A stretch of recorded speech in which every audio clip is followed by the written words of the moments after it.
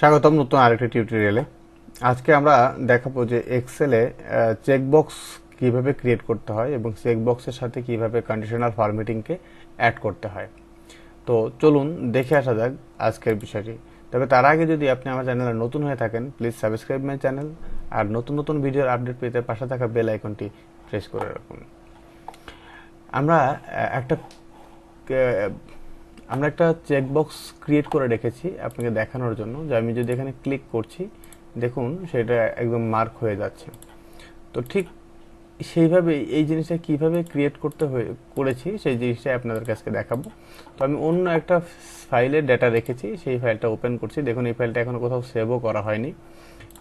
তো এখানে আসার পরে আমরা যে কাজটা করছি এখানে বেসিক্যালি হচ্ছে যে এই ডেটাগুলো যখন চেকমার্ক করি আমরা, যে কোনো কাজের শেষ হয়ে গেলে বা চেকের একটা স্ট্যাটাস বোঝানোর জন্য চেকমার্কগুলো করে থাকি। আমরা এই কাজটা করার জন্য আমরা সহযোগিতা নেব ডেভেলপার মোডের।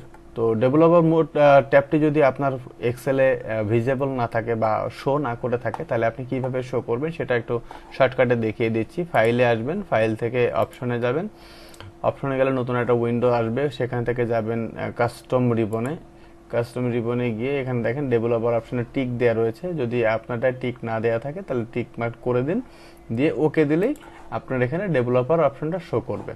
তো যেহেতু আমরা চেকবক্স নিয়ে কাজ করব, তো সেক্ষেত্রে প্রথমে আমরা চেকবক্স ক্রিয়েট করি। তার আগে এখানে একটা কালার দিয়ে নিই যাতে আমরা দেখতে খুব সহজ হয়। এটাকে একটু বোল্ড করি। তাহলে আমরা যাচ্ছি ডেভেলপার মোডে, এখান থেকে যাব ইনসার্টে গিয়ে ড্রপ ডাউন অ্যারোতে ক্লিক করার পর দেখুন এখানে মাউস বাটন ধরে দেখাচ্ছে যে চেক বক্স বা ফর্ম কন্ট্রোল। তো আমরা এটাতে ক্লিক করব। ক্লিক করার পরে এখানে একটা চেক বক্স এঁকে নিয়ে এটাকে আমি আমার প্রয়োজন মতো যেভাবে মানে যতটুকু দরকার সাইজ করে নিব। সাইজ করার পর এখানে একটা লেখা রয়েছে চেক বক্স, তো আমরা এই লেখাটাকে ডিলিট করে দিব। এই লেখাটাকে আমরা ডিলিট করার জন্য এখান থেকে রাইট বাটন ক্লিক করে এডিট টেক্সটের সহযোগিতা নিতে পারি যদি কোনোভাবে ডিলিট না হয় সেক্ষেত্রে। তো এইটাকে আমরা কি করব, কপি করে সবগুলোতে পেস্ট করে দিব। তো এইটা একটা একটা করেও পেস্ট করতে পারি, আবার এখান থেকে পুরোটা সিলেক্ট করে কন্ট্রোল ডিউ দিতে পারি। এখন দেখুন পেস্ট করে দেওয়ার পরে এখানে টিক চিহ্ন দিলেও আমার কোনো কিছুতেই কোনো কাজ করছে না। তো তাহলে আমাকে যে কাজটি করতে হবে সেটা হচ্ছে এখানে মাউস পয়েন্টার রেখে রাইট বাটন ক্লিক করে ফরম্যাট কন্ট্রোলে আসতে হবে। ফরম্যাট কন্ট্রোলে আসার পরে এখানেও দেখুন লেখা আছে সেল লিঙ্ক, মানে আমাকে সেলের লিঙ্কটা দিয়ে দিতে হবে।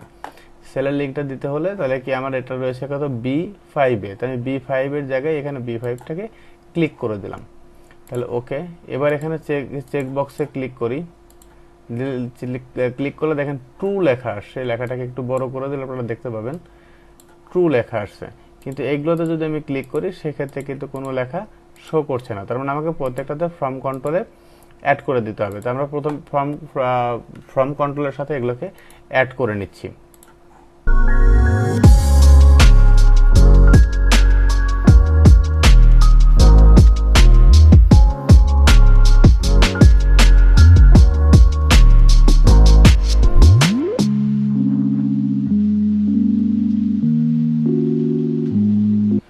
এবার দেখুন আমি যদি প্রত্যেকটা চেকবক্সে ক্লিক করি তাহলে দেখেন এখানে ট্রু শো করছে, আর চেকবক্সগুলো থেকে যদি টিক উঠিয়ে দেই তাহলে ফলস শো করছে। তাইলে আমি দেখুন এখানে সব এখন ফলস চলে আসছে। তো আমি যদি এটাকে পুরোটা সিলেক্ট করে আমি এই ফ্রন্টের কালারগুলো হোয়াইট করে দিই তাইলে আর এখানে লেখাগুলো দেখা যাচ্ছে না। দেখুন ট্রু হোক আর ফলস হোক কোনো লেখাটাই দেখা যাচ্ছে না। কিন্তু আমি যে ফাইলটা প্রথমে দেখিয়েছিলাম যে চেকবক্সে টিক দেওয়ার সঙ্গে সঙ্গে আপনার এখানে একটা কালার তৈরি হয়ে যাবে, ঠিক সেই কালারটা তৈরি হচ্ছে না। তাহলে আসুন এবার কন্ডিশনাল ফরম্যাটিংটা তৈরি করে নিই। তাহলে কন্ডিশনাল ফরম্যাটিং তৈরি করার জন্য আমাকে প্রথমে এটা পুরো অংশটা, যে অংশটা আমি কাজ করব সেই অংশটাকে মার্ক করলাম।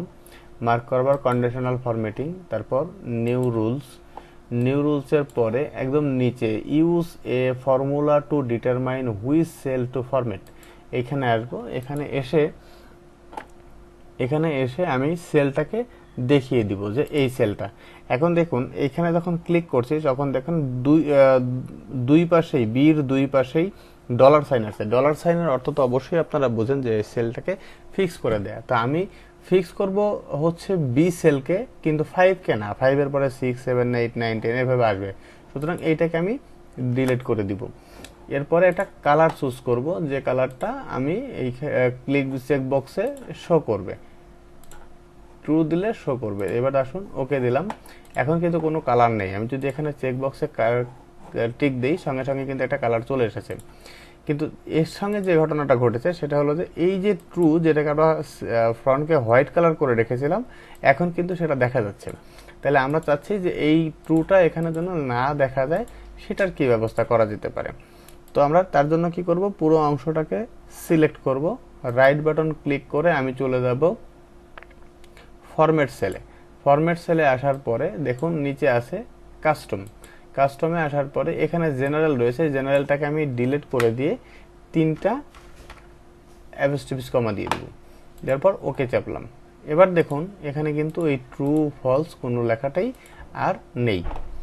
এবং আমি যখন চেকবক্সে ক্লিক করছি তখন সঙ্গে সঙ্গে আমার রেসপেক্টিভ যে সেলটা দরকার সেই সেলটা সিলেক্ট হয়ে যাচ্ছে। এই ছিল আজকের টিউটোরিয়ালে।